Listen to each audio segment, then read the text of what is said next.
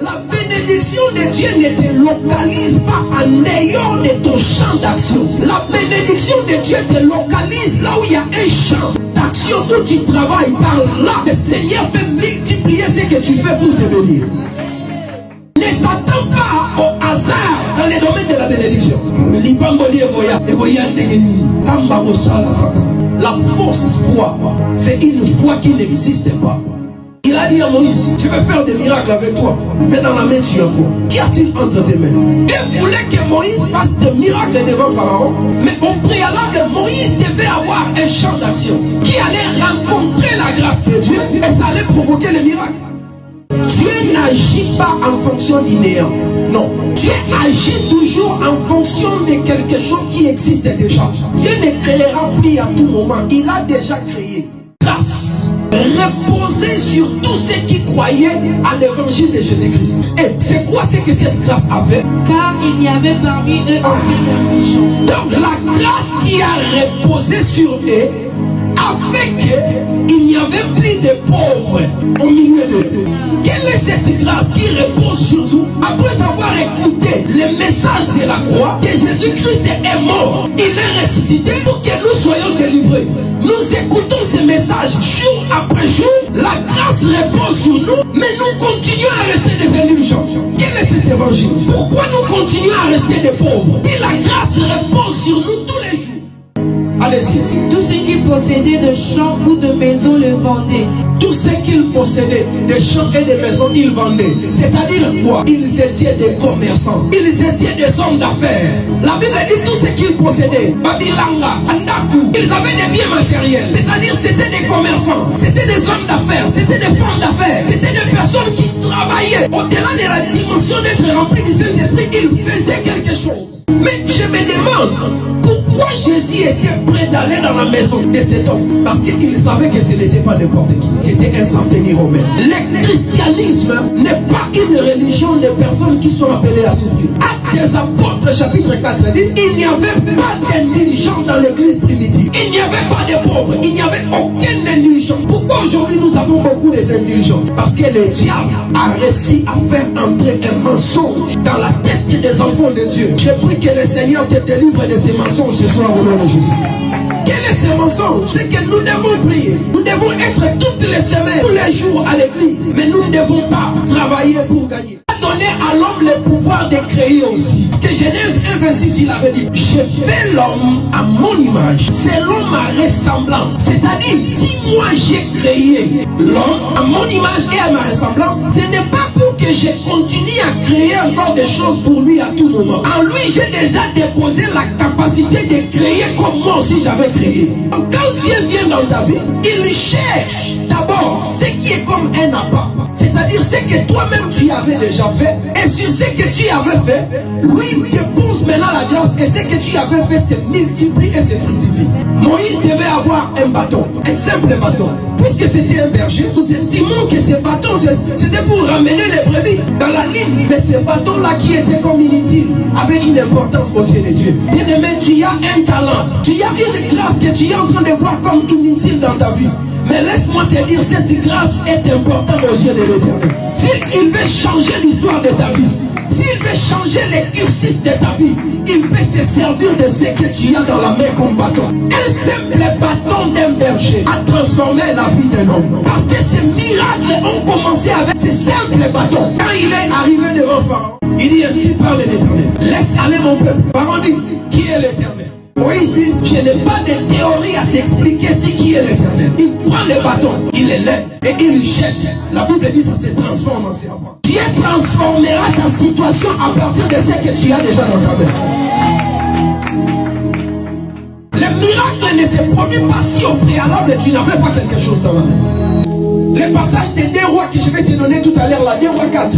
Une femme dit à Élisée, il dit mon mari, c'était un homme qui craignait Dieu. Mais lorsqu'il est mort, il a laissé des dettes. Et les créanciers est venu pour prendre les enfants, faire de nos enfants des esclaves à cause des dettes. Il dit à Élisée, souviens-toi, mon mari était un homme qui craignait Dieu. Cela veut dire, vous pouvez craindre Dieu, être rempli du Saint-Esprit, mais mourir pauvre. L'apôtre Jean voulait dire quoi? Il dit à Gaius, je souhaite que tu prospères à tous égards. Cela signifie quoi? La prospérité n'est pas que spirituelle. Quand on prospère, on doit prospérer à tous égards. C'est-à-dire tu dois prospérer aussi dans les domaines de finances. Le christianisme ne t'appelle pas à être quelqu'un qui est rempli du Saint-Esprit mais qui a des poches vides. Que Dieu remplisse tes poches au nom de Jésus-Christ de Nazareth. Après que tu sois rempli du Saint-Esprit, que les poches aussi soient remplies.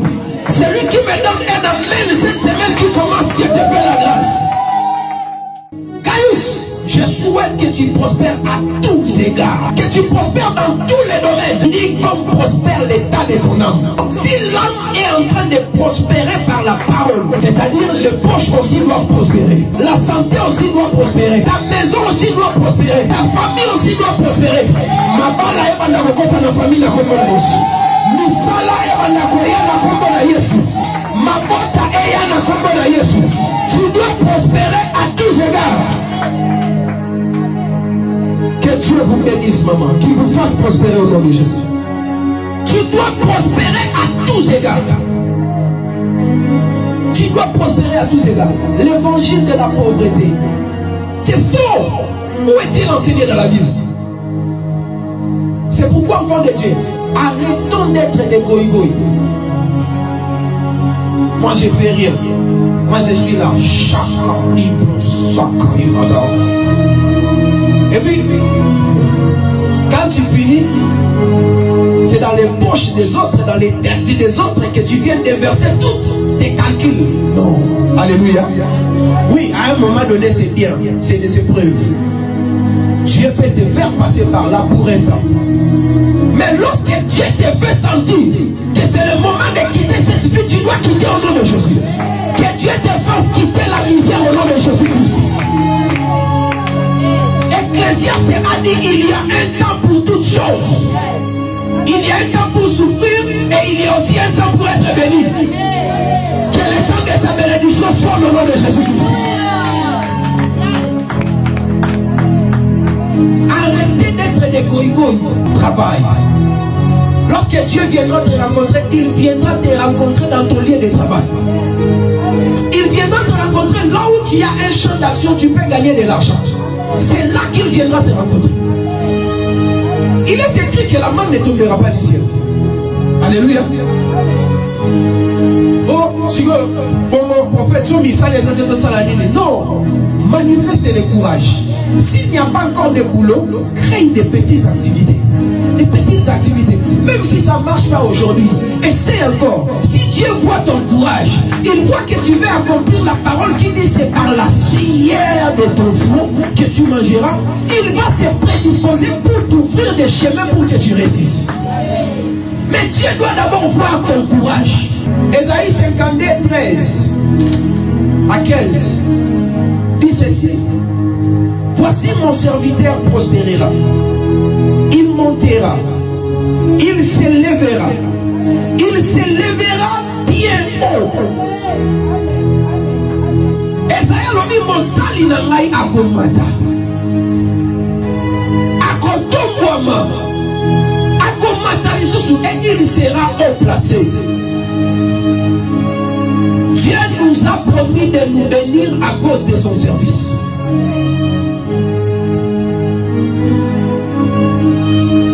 Alléluia. Dieu nous a promis de nous bénir à cause de son œuvre. C'est pourquoi il est avantageux de servir Dieu. Parce que la Bible dit, David dit, j'étais jeune, j'ai vieilli. Je n'ai jamais vu le Seigneur abandonner un juste. L'austérité mendier les mains. Tu dois chercher à servir le Seigneur. Et Esaïe ajoute, de même qu'il a été pour plusieurs un sujet de foi. Quand son visage était défiguré, et l'orinaïe Bebaki, tant son aspect différait de celui du fils de l'homme. Aspect naïe sous ya mwana na mototé à cause à passe. De même, il sera pour beaucoup de peuples un sujet de joie. Kaka nenge ozala ki mutungi sipona batu nzamba komi so sur ces sons ya batu ba komo na yesu. Batu ba lo ba yesu tu bélier en sauver. Alléluia. Que Dieu fasse de toi celui qui exauce les prières.